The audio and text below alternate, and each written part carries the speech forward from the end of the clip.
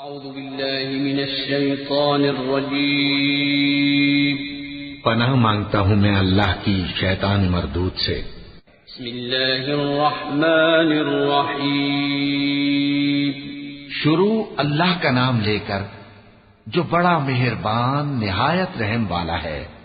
الحاقہ ما الحاقہ وما أدراك ما الحاقة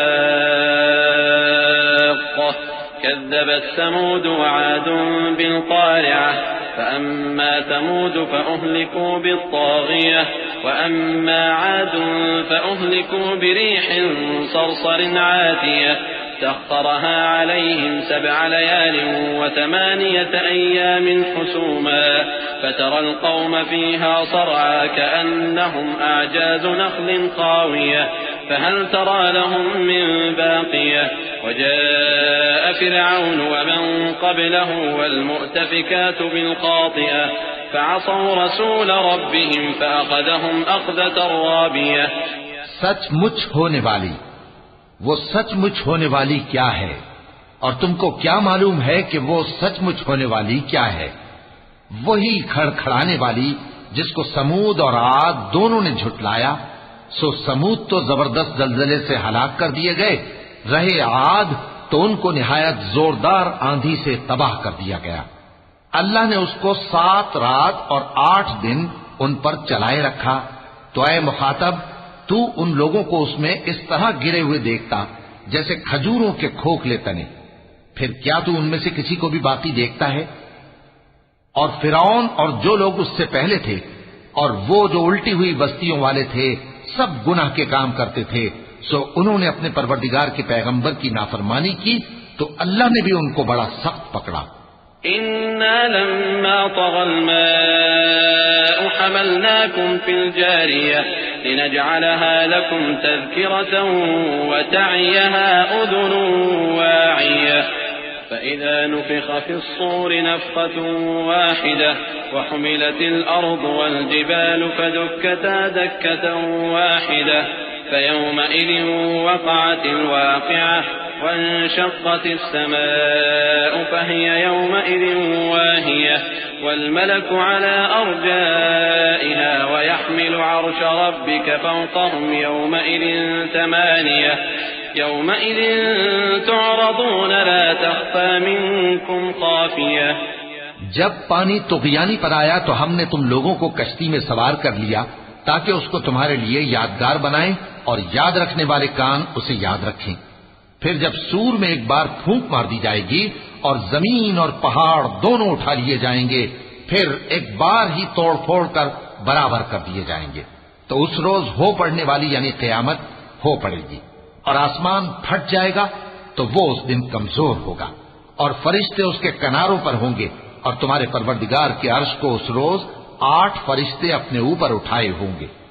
اس روز تم لوگ سب پیش کیے جاؤ گے اس طرح کہ تمہاری کوئی پوشیدہ بات چھپی نہ رہے گی۔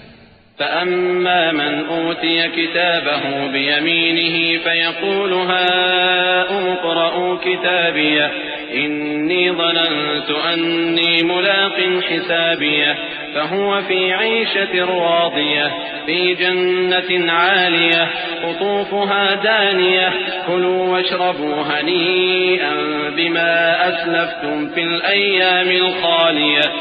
اب جس کا اعمال نامہ اس کے داہنے ہاتھ میں دیا جائے گا وہ دوسروں سے کہے گا کہ لیجئے میرا نامہ اعمال پڑھیے، مجھے یقین تھا کہ مجھ کو میرا حساب کتاب ضرور ملے گا۔ پس وہ شخص من مانے عیش میں ہوگا، یعنی اونچے باغ میں جس کے میوے جھکے ہوئے ہوں گے۔ ان سے کہا جائے گا کہ جو اعمال تم ایام گزشتہ میں آگے بھیج چکے ہو ان کے عوض مزے سے کھاؤ اور پیو۔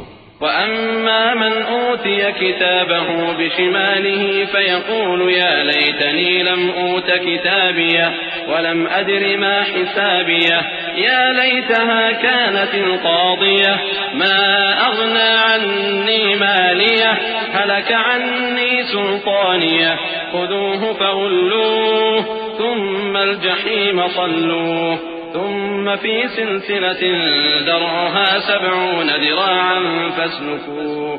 اور جس کا نامہ اعمال اس کے بائیں ہاتھ میں دیا جائے گا تو وہ کہے گا اے کاش مجھ کو میرا اعمال نامہ نہ دیا جاتا اور مجھے معلوم نہ ہوتا کہ میرا حساب کیا ہے. اے کاش موت میرا کام تمام کر چکی ہوتی. آج میرا مال میرے کچھ بھی کام نہ آیا، مجھ سے میرا اقتدار جاتا رہا.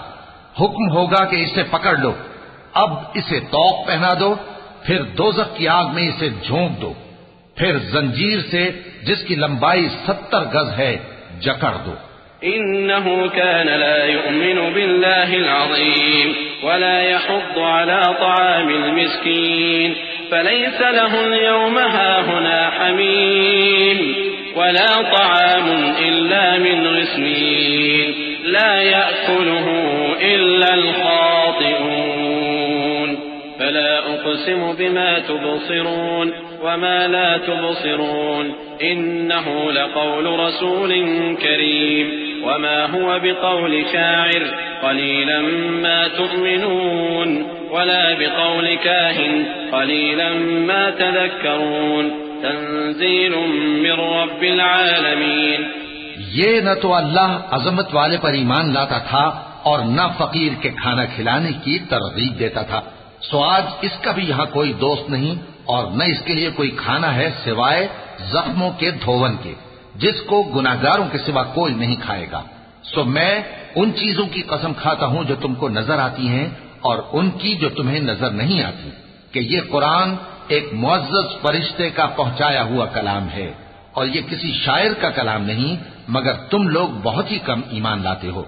اور نہ کسی کاہن کا قول ہے لیکن تم لوگ بہت ہی کم غور و فکر کرتے ہو.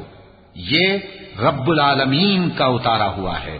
وَلَوْ تَقَوَّلَ عَلَيْنَا بَعْضَ الْأَقَاوِيلِ لَأَخَذْنَا مِنْهُ بِالْيَمِينِ ثُمَّ لَقَطَعْنَا مِنْهُ الْوَتِينَ فَمَا مِنْكُمْ مِنْ أَحَدٍ عَنْهُ حَاجِزِينَ وَإِنَّهُ لَتَذْكِرَةٌ لِلْمُتَّقِينَ وَإِنَّا لَنَعْلَمُ أَنَّ مِنْكُمْ مُكَذِّبِينَ وَإِنَّهُ لَحَسْرَةٌ عَلَى الْكَافِرِينَ وَإِنَّهُ لَحَقُّ الْيَقِينِ فَسَبِّحْ بِاسْمِ رَبِّكَ الْعَظِيمِ. اور اگر یہ پیغمبر ہماری نسبت کوئی بات جھوٹ بنا لاتے تو ہم ان کا داہنا ہاتھ پکڑ لیتے، پھر ان کی رگے گردن کاٹ ڈالتے، پھر تم میں سے کوئی ہمیں اس سے روکنے والا نہ ہوتا.